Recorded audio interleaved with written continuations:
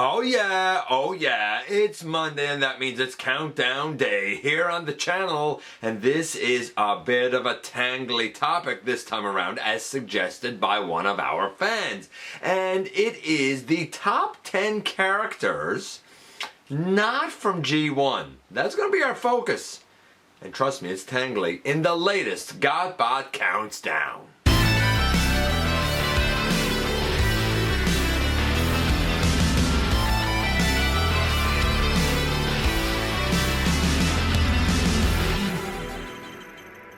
Hey all, welcome back to the channel. I'm your host, your most humble of hosts, Dennis Moulton, aka GotBot. As always, man, please like, comment, share, of course, subscribe them while you're at it, light 'em up, baby.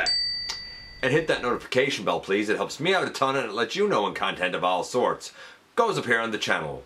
Check out Machinery of Man, The Everything Factor, all the groups that I'm either a mod or an admin for, as well as all of my social media links. All of that in the description down below, also in the description down below. And if you're in a position to help the channel to grow, you can use the donate link. Check us out on Patreon, see what we offer to you through Teespring, or of course, hit the join button right here on YouTube to become a channel member. So I said that this topic of top 10 non-G1 characters was tangly. That's because the definition of G1 varies among fans. There are many people, myself included, who include Beast Wars and Beast Machines as part of G1 because they are expressly and explicitly linked to G1. It is explicitly a continuation of the story, even though originally that was not the intention. It sort of ended up evolving that way. So there is debate over it, and as such, because there are fans who don't see it as G1, I allowed it. There are some people who see RID 2001 as an offshoot of G1. Again, I don't, but I still allowed it because it's not G1 proper. And then there are things that are more, I'll say, modern day G1 that have been like retconned. It's the G1 continuity of such and such, or this and that. For example, things like the modern day comics. But that's not G1 proper, right? It's a little bit of a revisioning. It is a difficult one to do. So there are entrants here that are somewhat disputed, and as such, I have a official entrant for a certain, spot like number 8, for example, right? And then I'll have an alternate. So you're gonna have to pay attention, you're gonna have to stick with me, I'll explain as we go through, but we're gonna start with our honorable mentions first. And in the honorable mentions, we have Sideways from the Unicron trilogy, one of the harbingers of Unicron. I thought he was gonna get higher, he had a nice little push there for a little while, but it kind of died off again. By the way, a lot of people were surprised when we did the military vehicles countdown that Blitzwing didn't end up there. He started off so strong, and then he petered right off, and there just wasn't enough for Blitzwing to get there. A lot of people were surprised. So was I, because he started off super strong. Power of the Prime Slash. Now this is an example of, again, not a G1 proper, but an addition that is sort of G1 related. So Power of the Prime Slash got an honorable mention. Tarantulas, again from Beast Wars, so it's debatable, but Tarantulas. Vector Prime from Cybertron, I think that's what Vector Prime was from. And Turn. Now some would say Turn is G1. Yeah, Turn is like modern day G1. The revision, it's, you get it, right? You understand how this is gonna go, right? All of those are honorable mentions. All of those are great characters. None of them made the list. By the way, for Turn, a couple of people said Cyberverse Turn, which would be a different continuity. None of them made the list. What about the list? Well, I'm going to kick things off as we always do with number 10 up first. Number 10 is no debate, it is Barricade. Specifically, Police Officer Barricade. Whether now we're talking about him in the films or the, say, Siege Earthrise, I kind of took both of those votes and allowed the split and said, you know what, I could count them separately, I won't, I'm going to count them together because the full-size police car Barricade is not G1. The G1 Barricade is a Micromaster. He's pretty ruthless, not a nice guy, really nasty. He's, I think, a blue race car. So, like, the whole existence and the fact that they have now kind of retconned Barricade to be somewhat of a G1 character as a full-size character says a lot about what the movies did to establish that look and that, personality, that personification of that guy as an evil police car. It started in the films, it has stuck in kind of the War for Cybertron trilogy, and now it has stuck in the minds of the fans. And because that version of Barricade is not G1, but has become the most prolific version of Barricade, he was bound to take the number 10 slot. Number 9 is from RID 2015, and it's this character. Yeah, Strong Arm. I liked Strong Arm. I thought that she was certainly naive, maybe a little too, I won't say impulsive, but a little too enthusiastic. That's the word I'm looking for. And very much by the book, rather than impulsive, as a matter of fact.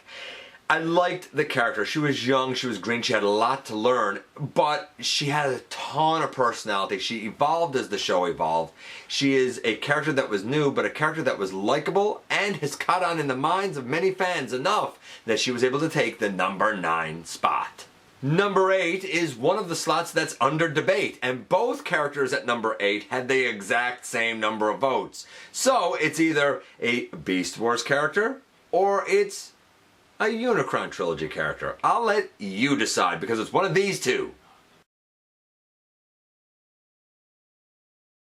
Yeah, baby, if you think of Beast Wars as its own continuity, then Beast Wars Megatron would take this slot for you, and indeed a classic character that everybody loves. He is a bad guy that is fun to dislike and root against, but everybody even tries to do that iconic David Kaye voice. It is an iconic character. Similarly, from the Unicron trilogy, if you don't see Beast Wars as its own continuity, like me, then number 8 is going to be Armada Starscream. Again, a version of Starscream that a lot of fans get behind and say, you know what, he wasn't all bad. As a matter of fact, he was rather heroic, sacrificing himself to bring the Autobots and Decepticons together.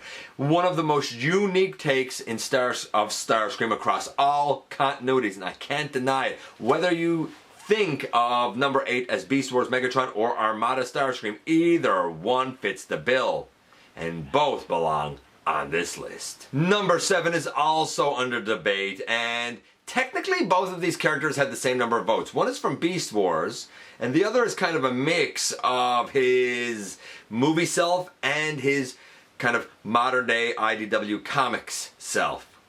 What two characters am I talking about? These guys. That's right. So Waspinator on one hand, beloved among the fandom. He's the bad guy that you root for and that you want a happy ending for, that you want to succeed. You want good things for Waspinator, or at least most people do. But again, if you're like me and you see Beast Wars as a part of the G1 continuity, then you might defer and instead have Drift take the spot at number, 6? Is that what we're on? 6? 7. Number 7, I'm sorry. And Drift, is a bit of a mix. Some people that voted for Drift voted for his movie version, and some people that voted for Drift voted for his comics version. So I put those together and it gave me the same number as Waspinator. The character of Drift has had many versions of himself, interestingly. He wasn't really around originally, certainly not in the cartoon. Was Drift in the original G1 comics? Arguably, maybe, I don't remember him, but that's not to say he wasn't. His most kind of iconic representations would definitely be in the film, and definitely his most unique, by the way, and also in the comics, but I would say the film more so than the comics just because of how prolific the film was and how much people knew the film. The comics have a little bit more of a niche following. And then he even had a character in RID 2015. So there have been unique versions of Drift. Yes, they all speak to him being a samurai. Yes, we all know that he was a Decepticon who became an Autobot. But all of them are rather different takes on the same character, just with the character elements being the loose thread that connect all of these versions together. I like all of the iterations of Drift, even though all of them are unique in their own right. And while alone, none of them would have made the list, I think together, Drift is a well-known and well-liked enough character that he absolutely deserved to be in the number 7 slot. Alright, after a couple of tangly entries, at number 6 it's pretty easy. Animated this guy. Yeah, man, who doesn't love Lugnut, you know? Lugnut, to me, was a lot like Waspinator. I rooted for him, I wanted good things for him. I also respected the fact that when he put his mind to something, or when he was really doing Megatron's bidding because he was so loyal to him, that he was going to be a force of nature, you know? He was going to be a big problem, you know? He was a serious, serious threat. He became such a well-known, well-liked, well-respected, dare I say, character, that during the... was it Reveal the Shield or Hunt for the Decepticons line? I can't remember now. He got a G1ified, or a movie-ified if you prefer, version of himself. That says a lot. When you have a character that can kind of cross over continuities to get a body form that is reminiscent of another continuity, that says a ton. It happened with Barricade and the police car thing, and it happened with Lugnut. Anyway you cut it, I think Lugnut now has a bit of a cult following. I know I'm certainly one of those members. And I like him enough, and enough fans liked him enough, that he was able to easily take the number 6 slot. Shh. You know what time it is. You know where we are. We are at that most coveted of location. The halfway mark. And at the halfway mark, we actually have a character who has been somewhat retconned to be G1. In fact, the first release of this character was said to be, G1. And I find that a bit weird, because I would argue that the more well-known versions of this character are not G1. In fact, the best-known versions of this character might very well come to us from RID 2015 and Cyberverse. Who am I talking about? I'm talking about this lady.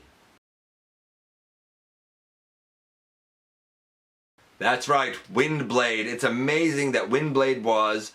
By the way, a lot of people call her Wingblade. I don't know why they say wing. It's wind. W-I-N-D. I don't know where the kind of mispronunciation or whatever comes from, but it does exist. It's Windblade. And it's so strange. She was a fan vote, and she was retconned to be G1 in like the modern day comics or whatever. And then we had the Prime Wars trilogy, and she wasn't there as a city speaker, which speaks to her G1 version. But then we get kind of a whole new take, a whole new unique version of her in Cyberverse. Absolutely different continuity, and again in Robots in Disguise 2015. Actually, I said those two backwards. It should have been Robots in Disguise 2015 that came first, and then Cyberverse, and she was really prolific in Cyberverse. I like Windblade. She is one of few Autobot planes, and she is a female character that I think right from the beginning was kind of slated to be very strong-willed, very strong in battle. Like, she is someone much like Prime RC that you kind of don't want to mess with, because she's actually really good at what she does. The face sculpt and the kind of paint that's across her face always looks beautiful. It is one of the most unique faces and face sculpts that there's ever been in all of Transformers. Absolutely dig it. Is she G1 proper? No. Is she part of several pieces of different universes, several corners of the multiverse? Absolutely. And for that reason, she takes the number 5 slot. Coming in at number 4, clear cut winner here. It is Animated. That's right, baby. Lockdown. Lockdown. He's a bad dude. I would argue that the animated version is a bit more of a methodical thug, a cool character than the movie version was. I found the movie version to be more menacing and brutal. Like, he seemed like he commanded more attention, as where the animated one, while he did certainly command attention and had one heck of an alt mode, there was something about how he operated that always seemed kind of almost under the radar. Like, even when he wasn't there, you sort of assumed that Lockdown's always watching, Lockdown's always listening. Like, he's always a threat in the background, and when it suits him, everyone will know. has become such an iconic character. I mean, he went from being a character in animated to a main villain in one of the blockbuster movies. Whether you liked Age of Extinction or not it's irrelevant. It has nothing to do with anything, because it was a major blockbuster. It was released, and it grossed all of this money and blah blah blah. He went from being a character taken from animated rather than G1, and though he got revisioned, it was an animated character that got revisioned. It wasn't an Optimus or a Jazz or the Dinobots or a Ratchet. It was an animated character. That's where he was birthed, and since then he's become one of Transformers' most dangerous bounty hunters. He absolutely deserves to be on this list, and he easily took the number 4 slot. We're into the top 3, and at number 3, well, don't scratch this guy's paint. One of my most favorite characters, Prime Knockout. And it's so funny because a couple of people voted, and I said, Knockout from what continuity? And they said, Prime, what else? And I said, well, there was G1 Knockout. And they're like, what are you talking about, G1 Knockout? And I'm like, he was part of one of the Micromaster squads. He connected with another one. He was part of like the construction squad or whatever it was. A lot of people don't even realize that. Because the only Knockout that a lot of people know, I won't say most, I was going to say most, but I won't say most. The only Knockout a lot of people know is the Prime Decepticon medic. Plus, he's a medic. Since when did the Decepticons have a doctor? They needed one. He's the closest to it.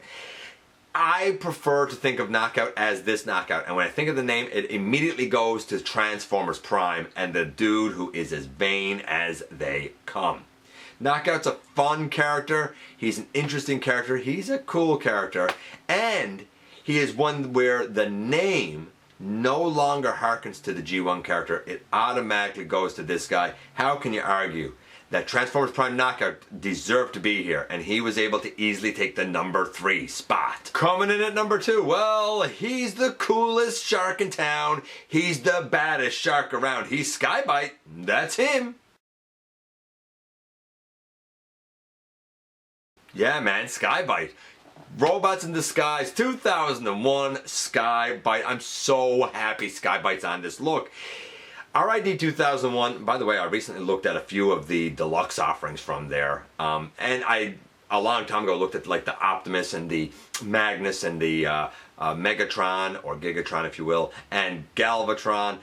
It was such an underrated show because it was seen as a filler show between, say, the end of Beast Wars, Beast Machines, and Unicron trilogy. But it had such great offerings in plastic. Really, really did. And in terms of characters, while some of them were forgettable, one of the most memorable ones was Skybite. I mean, you had this robotic shark that could fly. I mean, it was the wildest thing. And then in robot mode, he had the wildest, most asymmetrical looking robot mode with this, like, gritting teeth all the time. We revisited him in Cyberverse in a very different type of personality. Here's the thing about Skybite, beloved, well known by the fandom, right across the fandom. I doubt that there's any Transformers fan who doesn't know who Skybite is. But he wasn't started in G1. He's never been really in G1, though some might say, hey, maybe he was in the comics and that's a G1 thing. His best known iterations would definitely be Robots in Disguise 2001. And if you are somebody who actually sees that as a continuation of G1, then you know what? Slot him into Cyberverse, because he was there too, and it was great to see a little bit of our boy Skybite back in action after so many years. Couldn't be happier that he appears on the countdown and he took the number 2 slot, so that only leaves us with 1. And number 1 is one of those debatable, disputable ones. You could say number 1 is a tie. Number one is one of those debatable ones where on one hand we have a character from Beast Wars. If you see Beast Wars as part of the G1 continuity, then don't worry, we have an alternate number 1 by way of Transformers Prime. What 2 characters am I talking about? Well, these 2. That's right, baby. Either it's Dinobot or it's Bulkhead. A lot of people voted for Dinobot because those people don't see Beast Wars as a part of G1, and Dinobot has one of the best characters, best character arcs, redemption story, absolute hero at the end. I mean, beautifully written, beautifully performed. Just a beautiful character is Dinobot. Yeah, you know what? If you are going to count Beast Wars as a non-G1 continuity, I get it, man. Dinobot absolutely deserves to be at the top. If you don't count the Beast Wars, Beast Machines programs and time as a part of G1, if you do count that as a part of G1, then we have to go somewhere else to find our number one for this list, and we go to Transformers Prime with Bulkhead. Now, a lot of people also voted for animated Bulkhead. I would venture to say that it was an even split between animated and Prime. People love Bulkhead. Bulkhead is like this big, kind of lovable brute goof. He's strong, he's burly, he means well, he's sort of a gentle giant, honestly. And I think that's what people like.